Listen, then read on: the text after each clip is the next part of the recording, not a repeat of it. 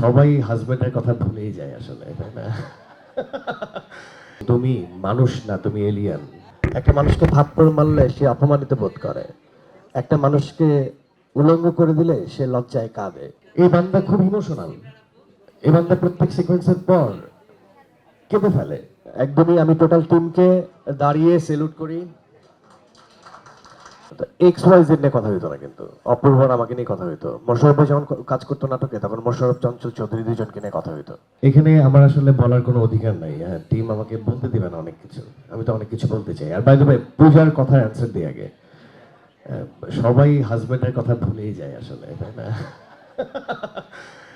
আহ, যাই হোক, আমি আসলে কথা বলতে গেলে আমি আমাদের কাজাকিস্তানের যে জার্নি, আমরা যেভাবে আসলে সেখানে গেলাম, এবং তার আগের জার্নি ছিল মানে প্রি প্রোডাকশনের জার্নি। এতগুলো ভালো রাইটার মিলে দমের গল্প নিয়ে নাড়াচাড়া করেছে এতবার।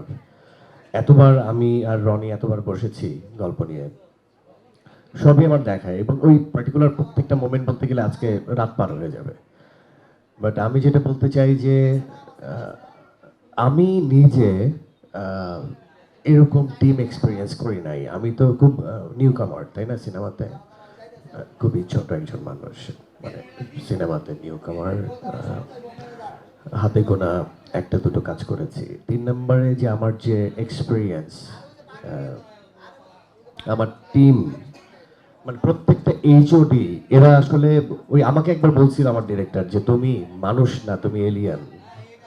এত কষ্টের মধ্যে কাজ করছিলাম। আমার কাছে মনে হয় কি আমরা প্রত্যেকটা এইচওডি যারা ছিল এবং আমাদের টিম মেম্বার ছিল, তারা আসলে মানুষ না। মানুষের পক্ষে এত কষ্ট করা সম্ভব না। আমাদের যে টাইমলাইন ধরে দিয়েছিল আমাদের এই আমার দোস্ত শাকিল, হ্যাঁ, একদিন আমরা বেশি শুটিং করি নাই। এবং আমাদের ওখানে টেম্পারেচার ছিল মাইনাস, এবং ওইখানে আপনি না গেলে বুঝতে পারবেন না। সবচেয়ে মজার ব্যাপার হচ্ছে, আপনাকে যদি ছবি তুলে দেখানো হয় তাহলে মনে হবে আপনার কাছে খুব সুন্দর ওয়েদার, সানি ওয়েদার, ঝিরিঝিরি বাতাস বইছে, বাহ, এরকম একটা জায়গায় তো যাওয়াই যেতে পারে। কিন্তু আপনি কোনো থার্মাল ছাড়া, খালি হাতে, কানে টুপি, কানে সাপোর্ট ছাড়া বা পায়ে থার্মাল ছাড়া যদি দাঁড়ান, মনে হবে কি হাজার হাজার পিন এই আঙুলের ফাঁক দিয়ে ঢুকে যাচ্ছে। It's painful. মানে এটা এমন না যে shivering, at the same time এই কোল্ডটা, এই ঠান্ডাটা পেইন দেয় শরীরে। তো প্রত্যেকটা মানুষ এত বেশি কষ্ট করছে, এবং আমি বললাম যে এত ডেডিকেশন, এত অনেস্টি। সো আমার না কমপ্লিমেন্ট পাওয়ার কিছু নাই। আমি নিজের চোখে না এটার ফিডব্যাক দেখে আসছি। তার কাছে মনে হয় যে সেগুলোই আমার কমপ্লিমেন্ট ছিল। আমি যে কষ্ট করছি বা আমি যে কষ্টটা করলাম, সেটার যে কামব্যাকটা আমি চোখে দেখে আসছি। এখন তো আসবে ব্যবসা ভিত্তিক জায়গাটা কতটুকু সাকসেস, ব্যবসার মানদণ্ড। কিন্তু শ্রমের, এবং সেই শ্রমের ঘাম, সেই কষ্ট, সেগুলো আমি চোখ দিয়ে এত বেশি এক্সপিরিয়েন্স করছি এত কাছ থেকে। তা আমার কাছে মনে হয় যে আমি সব পেয়ে গেছি এই প্রোডাকশনে। অ্যান্ড ডিরেক্টর হিমসেলফ বসা এখানে। এই বান্দা খুব ইমোশনাল। এই বান্দা প্রত্যেক সিকোয়েন্সের পর কেঁদে ফেলে। ইমোশনাল হয়ে যায় সে দেখে। কোনায় দেখেছে চোখে পানি। আমি কি হয়েছে বলে, তোমার অনেক কষ্ট হচ্ছে আমি জানি, কিন্তু আমার দিতে হচ্ছে শটটা। অদ্ভুত। এবং আমার তো ফার্স্ট এক্সপিরিয়েন্স, তো এই বন্ডিংটা এত ফার্স্ট এক্সপিরিয়েন্সে, যেমন আমার সবার সাথে ফার্স্ট এক্সপিরিয়েন্স, রাফির সাথে শুরু করছিল ফার্স্ট এক্সপিরিয়েন্স। তার আগে কখনোই অন স্ক্রিনে বা আমরা কাজ করি নাই। বাট এই আরেকজন বান্দা এত বেশি ইমোশনাল, এত বেশি মানে অন্তরে অন্তরে কানেকশন ফিল করে সে। এটা ডিফারেন্ট লিগ। মানে ইটস নট লাইক প্রফেশনাল ওয়েতে একজন ডিরেক্টর আমাকে ডিরেকশন দিচ্ছে।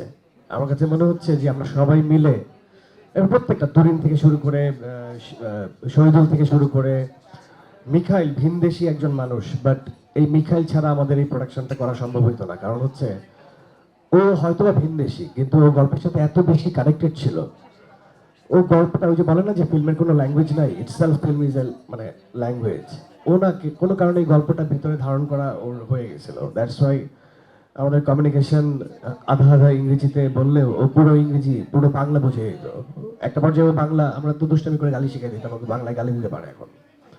আপনার বিশ্বাস না করলে ফোন দেন, বাংলায় গালি দিবে। একটা মানুষকে থাপ্পড় মারলে সে অপমানিত বোধ করে, একটা মানুষকে উলঙ্গ করে দিলে সে লজ্জায় কাঁদে। তো এগুলো তো নর্মাল হিউম্যান বিং এর এক্সপ্রেশন। তো এগুলো দিতে আমার খুব ভালো লাগে, রাদার দেন আমি আগের থেকেই জানি আমি 10 জন রে মাইরা ফাটাই ফেলবো আর কি। তো ওই নায়কোচিত ব্যাপারটা আমি ফিল করি, আমি ভালোবাসি, বাট আমার কাছে মনে হয় যে এই চরিত্রগুলো হয়তোবা আমি চাই, এই জন্য এই চরিত্রগুলোর আমার প্রতি আস্থা ডিরেক্টর বা টিম হয়তোবা রাখে। আর আমি হয়তোবা this is my third film, আমার একটা ইচ্ছা আছে আমার ইন্ডাস্ট্রিকে গল্প নির্ভর হয়তোবা অনেক বেশি জনরাতে আমি কাজ হয়তোবা করছি না, বাট আমার জনরাতে ফ্লারিশ করানোর আমার এটা একটা চেষ্টা। আমি যেখান থেকে আসছি সেখান থেকে অনেক টাকা কামাইতে পারতাম আর কি, ওইখান থেকে ব্রেক নিয়ে আমি সিনেমাই করছি এবং আমি কমিটেড ছিলাম নিজের সাথে, আমি যখন সিনেমা করব তখন সিনেমাটাই করব, সেটাই করছি। তো সেই জায়গা থেকে আমি খুব দাবি নিয়ে বলতে পারি যে পুরোপুরি এই দম টিম যেভাবে একাগ্রতা ডেডিকেশন দেখিয়ে কাজ করছে, সেটা আমি আমি একদমই আমি টোটাল টিমকে দাঁড়িয়ে সেলুট করি এবং আমি আমার এই ডিরেক্টরকে দাঁড়িয়ে সেলুট করি, আমি আমার প্রডিউসারকে দাঁড়িয়ে সেলুট করি, কারণ আমি খুবই ইমোশনালি কানেক্টেড এই গল্পের সাথে। এখন পিরিয়ড হোক রেগুলার বা হেভি, প্রয়োজন মতো কনফিডেন্স আছে রেডি। Play with confidence.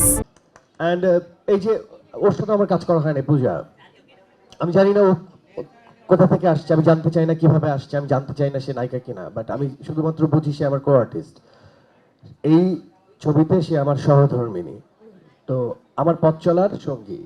তো আমি একলা চলতে পারবো না, যতক্ষণ পর্যন্ত আমি একলা শুধু ভালো করব সিকোয়েন্স হবে না।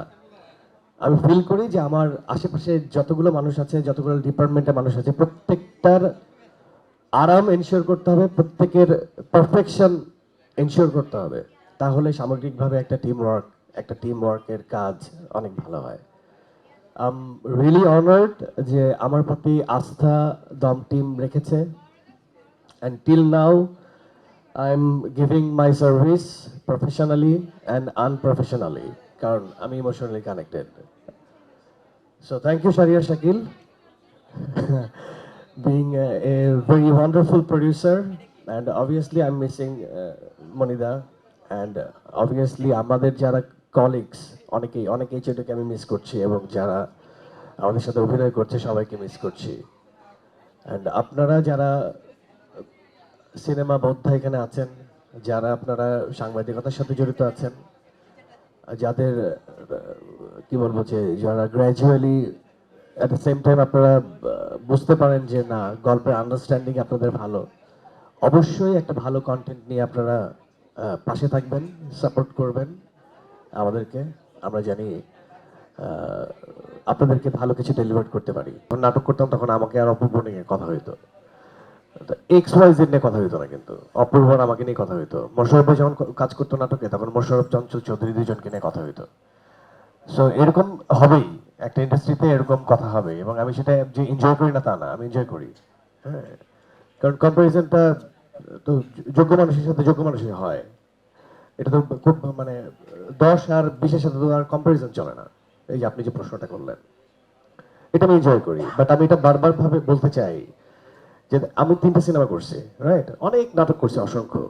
তো আমি একজন প্রফেশনাল অভিনেতা, আমার কাছে কোনো পর্দা ম্যাটার করে না, এটা অনেক আগের থেকে করে না, কিন্তু নাও ইট ইজ মানুষের কাছে এটা নিউ থিং যে পর্দা ম্যাটার করে না। আমরা তো অনেক আগের থেকে বলে আসছি যে অভিনেতার কোনো পর্দা নাই। এখন আমরা দেখতে পাই, শুনতে পাই যে অনেকে হয়তোবা এখন তাদের ফাইন্ডিংস এটা আসে, সেটা শুরু থেকে শেষ পর্যন্ত অভিনেতার কোনো পর্দা নাই। 2 নম্বর হচ্ছে কম্পিটিশন থাকবেই, সেটা পজিটিভ কম্পিটিশন থাকা ভালো। 3 নম্বর হচ্ছে আমার জনরা আর কনভেনশনাল হিরোইজমের ফর্মেটিভ অনেক কাজের জনরা সেম না, তো এখানে কোনো কম্পারিজন আবার কিন্তু চলে না। হ্যাঁ, তো ব্যাপারটা কি হচ্ছে, গল্প নির্ভর কাজ আমি করি। এখন যদি কারোর ইচ্ছা হয় এখানে অনেকের কম্পারিজন করার ইচ্ছা আছে, করতে পারে, কোনো সমস্যা নাই, নাও করতে পারে, সমস্যা নাই। আমারটা দেখে তারটাও দেখতে পারে, তারটা দেখে আমারটা দেখতে পারে, আমারটা দেখে সবগুলো দেখতে পারে, সবগুলো দেখে আমারটা দেখতে পারে, এতে কোনো প্রবলেম নাই, এটা তাদের চয়েস। আমাদের চয়েসে আমরা একটা দ্বন্দ্বের ছবি বানাইছি, এখন ইটস আপ টু দেম যে তারা কি দেখবে কি দেখবে না। বুঝতে পারছি?